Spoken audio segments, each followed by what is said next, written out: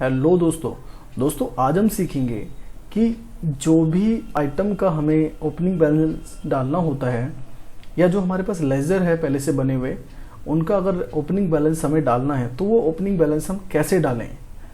तो बने रहे आप मेरे साथ। आपको आना है मास्टर में आने के बाद आपको एक ऑप्शन दिखेगा ओपनिंग बैलेंस का। अब इस ओपनिंग बैलेंस में सबसे पहले आ रहा है लेजर, उसके बाद आ रहा है स्टॉक।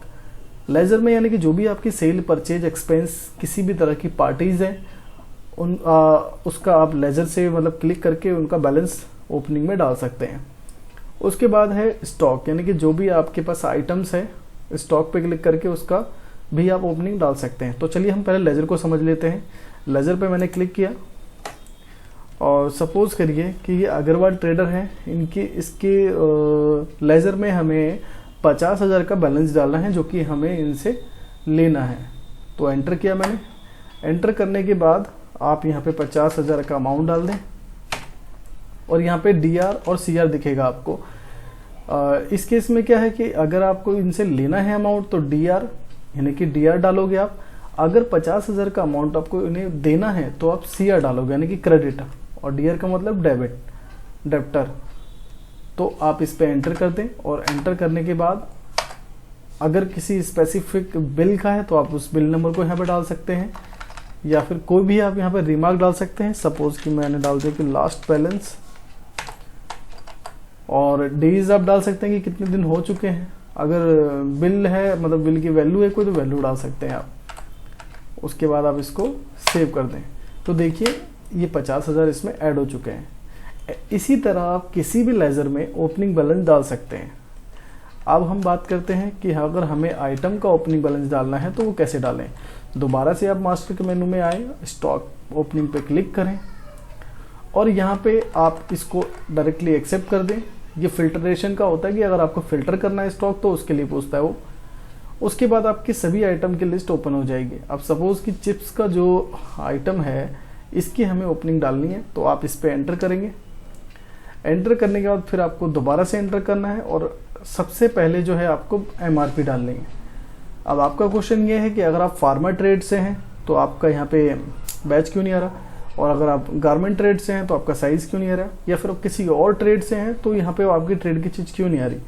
देखिए जब आप कंपनी बनाते हैं, कंपनी बनाने के टाइम पे जो आप चूज़ करते हैं कंपनी का वर्किंग स्टाइल, यानी कि कंपनी वर्किंग स्टाइल जो चूज़ करते हैं कि फार्मा शॉप है या फिर गारमेंट शॉप है या फिर कोई भी शॉप है, तो जो चूज़ करते हैं आप उसके अकॉर्डिंग ही यहाँ पे आपको वो फीचर्स देखने को मिलता है।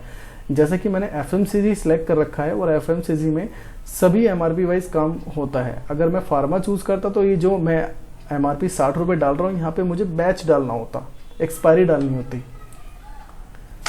तो आई होप आप समझ गए होंगे। अब सपोज कि मैंने 60 रुपये की एमआरपी डाल दी, इसका स्टॉक मेरे पास 550 का है और इसको मैं सेल करूंगा जो कि 50 रुपये में, और परचेज रेट मेरा जो ये पड़ा है वो पड़ा है मेरे को 40 रुपये का।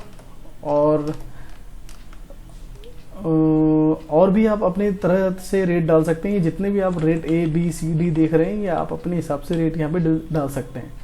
और यहाँ पे आप डेट डाल सकते हैं कि ये जो है स्टॉक आपके पास कब तक के डेट का है। तो मैंने इसको अपडेट कर दिया कि ये मेरे पास 31 मार्च तक का है। जैसे ही अभी डिटेल डाल देंगे उसके बाद वो फिर से खाली पोर्शन पे आ जाएगा। अगर आपके पास इनके अगर और भी स्टॉक है, यानी कि अगर कोई फार्मा से अगर आपके और भी बैच हैं तो आप उस बैच को एंटर कर लें। अगर आप गारमेंट सेक्टर से हैं, अब इसमें जितने भी साइज़ आपके पास हैं तो साइज़ एंटर कर लें। अब जैसे कि ये एफएमसीजी है तो मेरे पास अगर 70 रुपये की एमआरपी का भी कोई सामान पड़ा है तो मैं 70 का भी एंटर कर सकता हूँ। जब आपके सारे के सारे बैच या एमआरपीज या आपके साइज़ चढ़ जाएं, लास्ट वाले पोर्शन पे आपको एंड का बटन प्रेस करना है। एंड के बटन प्रेस करते ही आपको जो है सेव का ऑप्शन पूछता है, ये उसको आप यस करें। और उसके बाद जो भी आपने परचेज रेट डाला है और जितनी भी आपने क्वांटिटी डाली है उसके हिसाब से जो भी स्टॉक का वैल्यूएशन है वो यहाँ पे देखने लग जाता है। तो आप इसको स्किप कर दें। यदि आप अपने हिसाब से कोई स्टॉक का वैल्यूएशन डालना चाहते हैं तो आप यहाँ पे डाल सकते हैं, नहीं तो आप इसके स्किप कर देंगे, ऑटोमेटिक कैलकुलेट कर लेता है। तो मैंने स्किप किया। आप देख रहे हैं तो कि 550 स्टॉक ऐड हो चुका है। इसी तरीके से आप सभी आइटमों को कर सकते हैं, बहुत आसान तरीके से। आई होप आपको बहुत अच्छे से समझ में आया होगा। ऐसे ही आप हमारे साथ बने रहें, हमारे चैनल को सब्सक्राइब करें। यदि कोई क्वेश्चन है तो आप हमें कमेंट के जरिए पूछ सकते हैं। Thanks for watching.